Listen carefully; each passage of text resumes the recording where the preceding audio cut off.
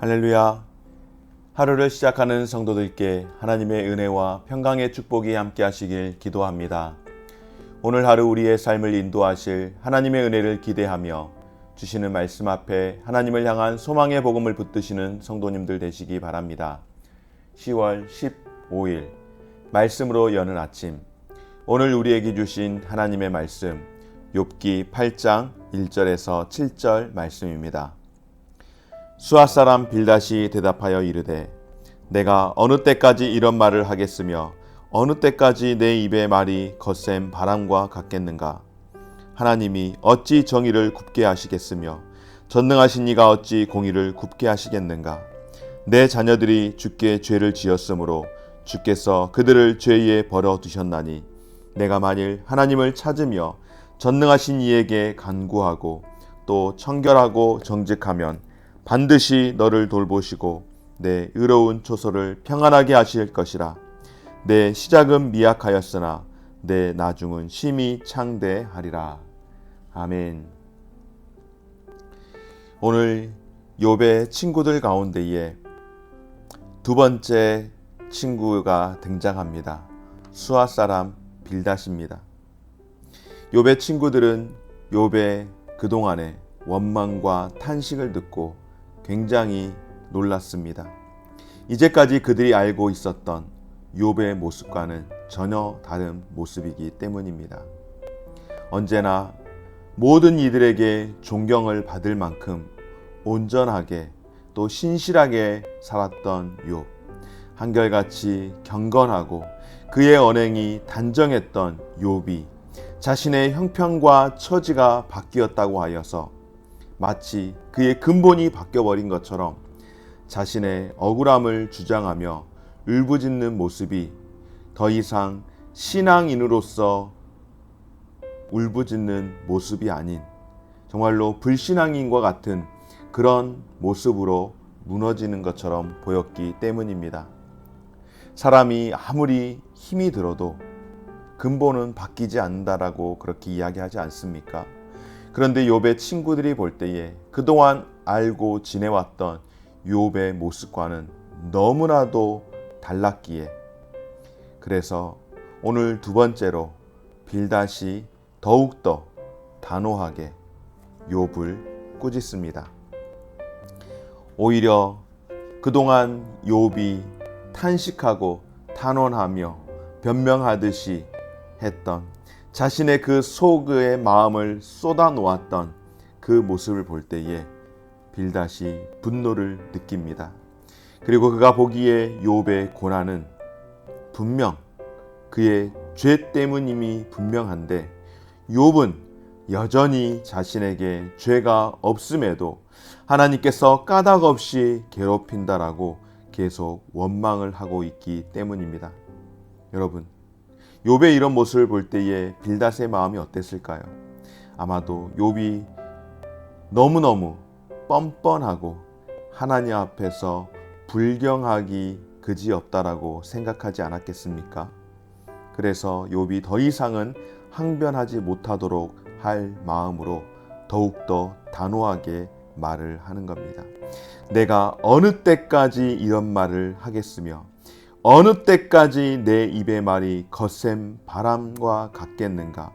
언제까지 이런 말도 안 되는 무죄 주장으로 하나님을 향한 그런 불경한 말을 계속해서 내뱉겠는가라고 그렇게 책망을 합니다. 욥의 주장대로라면 어떻습니까, 여러분? 하나님이 정의롭지 않다라고 하는 뜻이지 않겠습니까?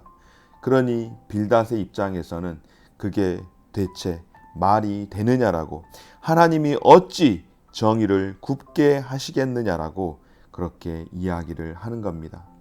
거기에 그치지 않고 욥의 가슴에 오늘 빌닷이 비수를 꽂았습니다. 내 자녀들이 주께 죄를 지었으므로 주께서 그들을 죄에 버려두셨다라고. 쉽게 말하면 네 자식들이 다 죽은 이유가 바로 자신들의 죄 때문에 죽었을 것이라고 그렇게 독설을 퍼붓습니다.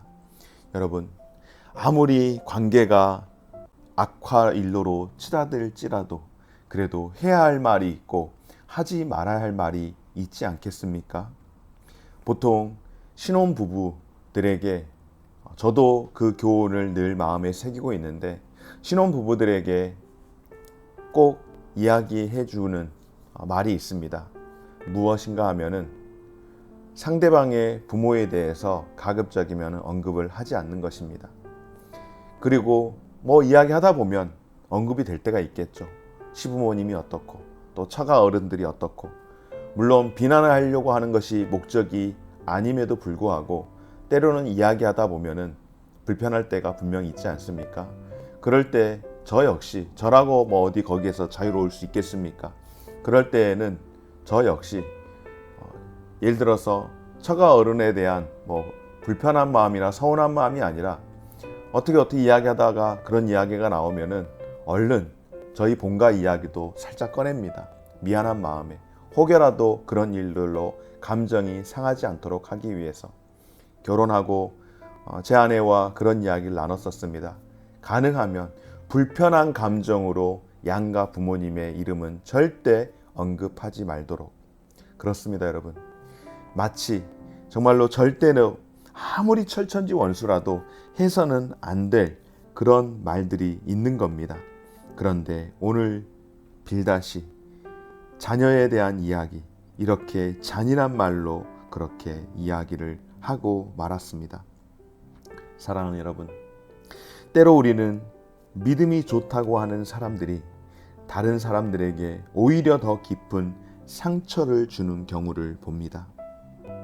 상대방의 아픔이나 상황을 헤아리지 않고 신앙이라고 하는 잣대를 사정없이 들이대는 경우가 적지 않습니다. 판단과 정죄의 언어는 우리의 것이 아님을 기억해야 합니다. 여러분, 정말로 아니다 싶을 때에는 차라리 말을 하지 않는 것이 낫습니다. 사랑의 권면이 안 된다고 한다면, 사랑의 권면이 아니라면 입을 차라리 다듬으로써 상처를 주지 않아야 하는 것인 줄 믿습니다.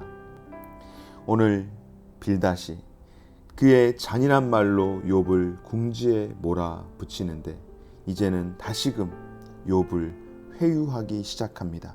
내가 만일 하나님을 찾으며 전능하신 이에게 간구하고 또 청결하고 정직하면 반드시 너를 돌보시고 내 의로운 처소를 평안하게 하실 것이라고 그렇게 권고를 합니다. 그리고 오늘 7절 말씀, 너무나도 유명한 말씀이죠. 내 시작은 미약하였으나 내 나중은 심히 창대하리라 하고 희망찬 메시지를 그렇게 전합니다. 내용은 욥에게 회복의 희망을 심어주기 위한 그런 말입니다. 그런데 실제로 오늘 빌닷이 욥에게 했던 내 시작은 미약하지만 내 나중은 심히 창대하리라고 그렇게 했던 이유가 무엇일까요? 바로 욥의 태도를 바꾸고자 하는 회유 아니겠습니까? 그러니 이제 빨리 너의 죄를 인정하고 더 이상 원망하거나 불평하지 말고 자신들이 지금 이야기하고 있는 이 말을 들으면서 너의 그 불순한, 불경건한 그 태도를 바꾸고 하나님 앞에 회개를 하라고 촉구를 하는 것입니다. 결론적으로 자신들의 말을 들어야만 회복할 수 있다는 뜻 아니겠습니까? 왜냐하면 지금 욥의 너의 형편, 욥 당신의 형편은 지금 죄로 인하여서 이런 큰 저주를 받은 것인데, 우리가 보니 당신의 그 형편은 하나님 앞에 죄로 인한 그 결과로서 얻은 그런 모습이지 그 어떤 이유가 없어서 그건 말도 되지 않는다. 우리의 말을 듣고 빨리 회개하라고, 우리의 말을 들어야만이 다시 살 수 있다라고 그렇게 이야기를 하는 것입니다. 여러분, 오늘 빌닷의 이와 같은 말들이 우리 귀에 너무나도 익숙할 때가 있지 않습니까? 우리도 가끔씩, 아니 많은 경우에 이런 종류의 권면을 자주 합니다. 걱정하지 마십시오. 하나님께 기도하면 응답해 주실 것입니다.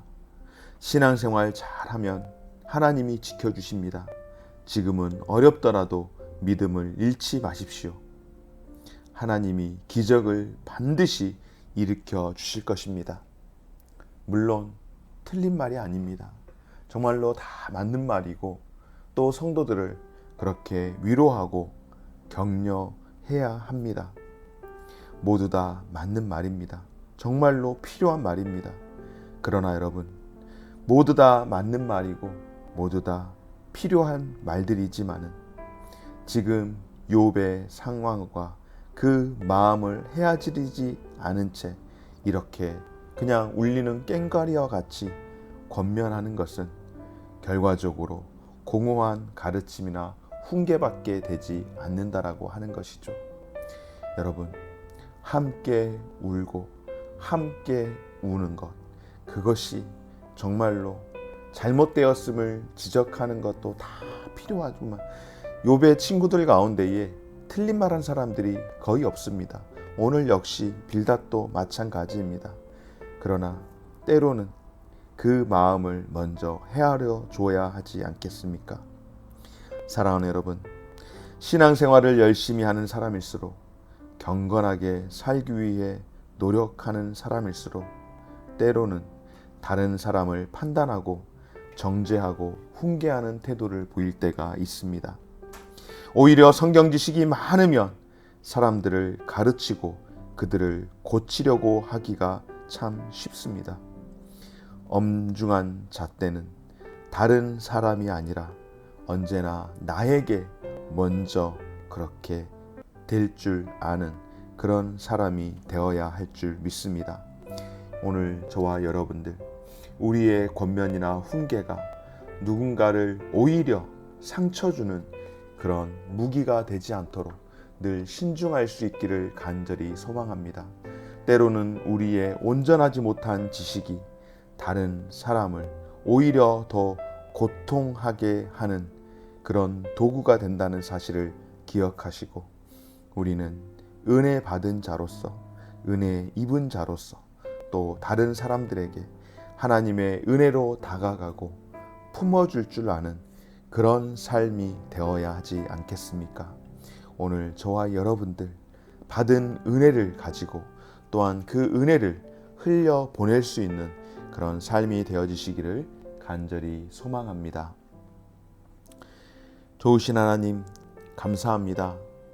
오늘도 귀한 말씀을 듣게 하시고 깨닫게 하시고 기도하게 하시니 감사드립니다. 엘리바스에 이어 빌닷이 등장하지만 빌닷 역시 욥의 모든 그 말과 행동이 하나님 앞에서 불경건한 태도라고, 누구보다도 말씀을 더 잘 아는 그의 친구들이 그렇게 회유하고 판단하는 그런 모습들을 봅니다. 아버지, 고난을 당한 자가 있을 때에 우리는 고난 받는 것을 바라보며 위로하려고 하지만은 때로는 우리의 내면 가운데에 그 사람이 고난받는 이유에 있어서 분명히 잘못이 있다라고 판단을 하는 그런 생각과 말과 행동들을 했었음이 있습니다. 주여, 우리들의 잘못을 용서하시고 오히려 하나님께 긍휼을 구하며 고난 가운데 있는 이들과 함께 그 고난에 동참할 수 있는 믿음의 은혜를 허락하여 주시고, 또 성도가 정말로 믿음의 친구들이 그와 같은 고난 가운데 있을 때에 그 고난에 함께 동참하며 그 고난을 함께 이겨낼 수 있는 친구와 같은 그런 삶이 될 수 있도록 은혜 베풀어 주시옵소서. 오늘도 하나님께서 귀한 시간을 통하여서 살아가게 하심을 감사드리며 오늘 하루의 삶이 주 그리스도 예수 안에서 복된 삶이 되게 하여 주옵소서. 감사드리며 예수님 이름으로 기도드립니다. 아멘. 하늘에 계신 우리 아버지여, 이름이 거룩히 여김을 받으시오며 나라가 임하시오며 뜻이 하늘에서 이룬 것 같이 땅에서도 이루어지이다. 오늘날 우리에게 일용할 양식을 주옵시고 우리가 우리에게 죄 지은 자를 사하여 준 것 같이 우리 죄를 사하여 주옵시고 우리를 시험에 들게 하지 마옵시고 다만 악에서 구하옵소서. 대개 나라와 권세와 영광이 아버지께 영원히 있사옵나이다. 아멘.